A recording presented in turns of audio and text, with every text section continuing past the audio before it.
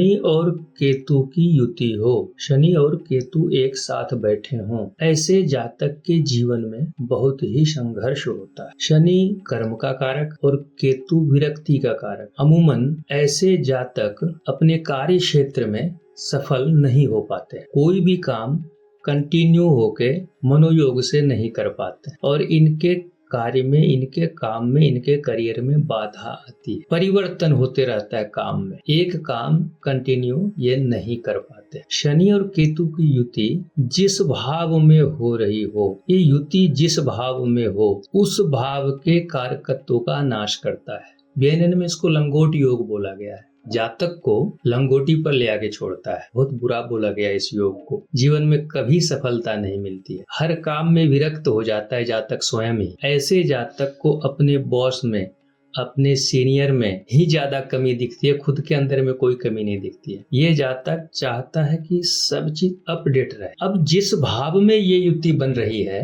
उस भाव के कारकत्व का नाश तो करेगा ही करेगा। साथ ही साथ शनि जिस भाव का अधिपति है, जैसे इस पत्रिका में दशम और एकादश भाव का अधिपति है, तो चतुर्थ भाव के कारकत्व, चतुर्थ भाव से अपने भूमि, भवन, वाहन का सुख देखते हैं, माता का सुख देखते हैं, माता की स्थिति देखते हैं और सभी प्रकार के सुख भी एक्चुअल में फोर्थ हाउस से ही, चतुर्थ भाव से ही देखा जाता है। इस सुख का तो नाश हुआ, भूमि, भवन, वाहन और किसी भी प्रकार के सुख, यानी सुख का नाश हो गया। साथ ही साथ दशम भाव यहाँ का अधिपति है और एकादश भाव यहाँ का भी अधिपति, यहाँ का भी लॉर्डशिप है शनि के पास। इस दोनों भाव के फल का भी नाश हो गया। और शनि की दृष्टि, शनि को 3 दृष्टि है, 1, 2 और 3, और यहाँ सप्तम, अष्टम, नवम और दशम, यानी ये जातक का हेल्थ का इशू, शरीर वर्णाकृत लक्षणानि यशो गुण स्थान सुखा सुखानि प्रवास तेजो बल दुर्बलानि फलानि लग्नस्य वदन्ति सन्तः, ये सारी चीजें शनि की दृष्टि यहाँ है, 10वीं दृष्टि। साथ ही साथ 7वीं दृष्टि दशम भाव पर, कर्तव्य के भाव पर, ये भी, इसके भी फल में कमी आएगी। और 6ठे भाव पर भी शनि की दृष्टि है।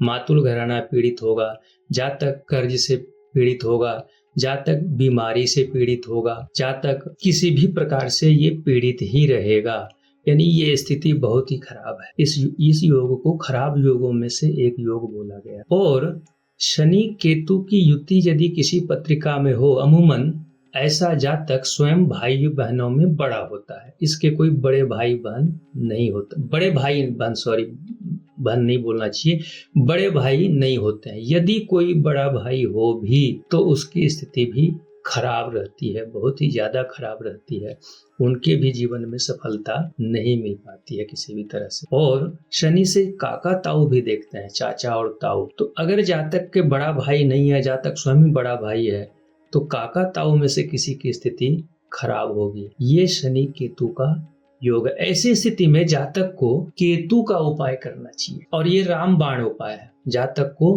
केतु का ही उपाय करना चाहिए, तभी सफलता मिलेगी।